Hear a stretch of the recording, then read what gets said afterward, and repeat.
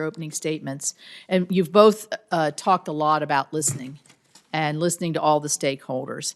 So I have a couple of quotes, and I want to give you a chance to respond to how that fits into the listening promises or of your past and hopefully in the future.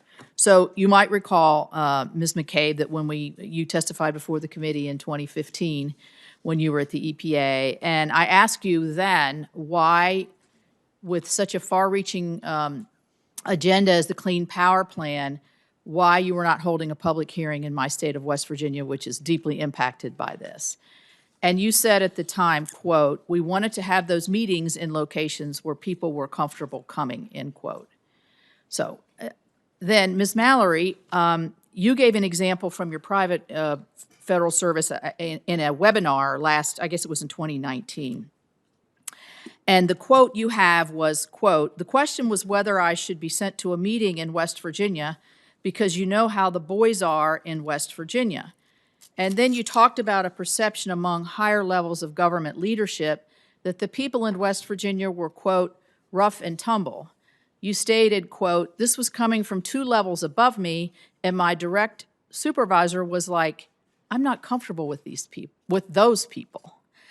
And you can imagine how that hits you being a native West Virginian myself, and also in these policies that you all are going to be putting forward and coordinating are going to have deep impacts on the 1.8 million people living in my state. So I am concerned about previous sessions that were never held to be listened to to be listened at the concerns of my constituents. So I guess, my question is, could you respond to that? Do you plan to go out to these areas where they're deeply impacted? You didn't before. So Ms. McCabe, I'll give you the chance first to talk about that conversation. Thank you, Senator. I know how frustrating this issue is for you. I do understand that. And I heard Secretary Regan commit to you that he would come to West Virginia. I make the same commitment to you today, that if I have the opportunity to visit with you and your constituents in West Virginia, I absolutely will come. Thank you.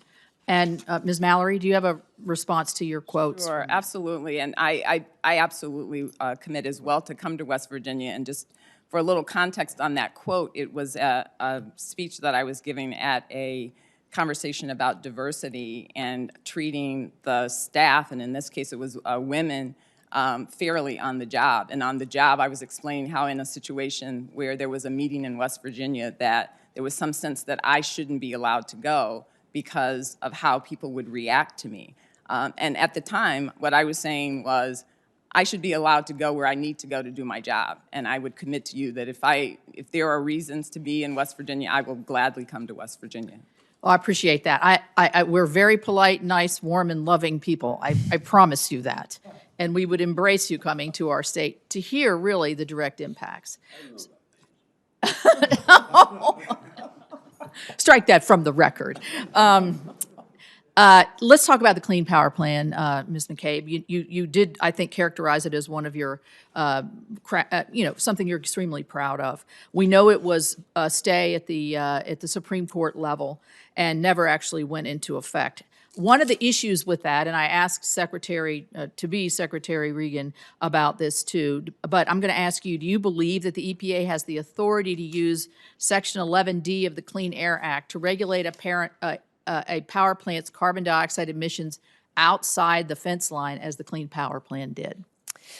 Thank you, Senator Capito. Certainly the Clean Power Plan was one of the most important and impactful rules that we worked on during the Obama administration, and I'm very proud of the job that we did working with all parties, all stakeholders on that project. You're right that the Supreme Court did stay the rule. We've never had a legal ruling on that very question. And certainly, we would not have put that rule forward if we did not believe that we were acting within the four corners of the Clean Air Act. I understand that people have different views about that.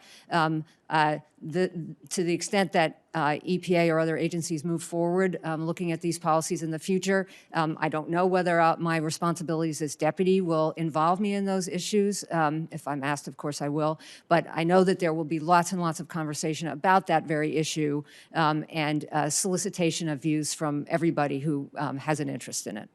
Thank you.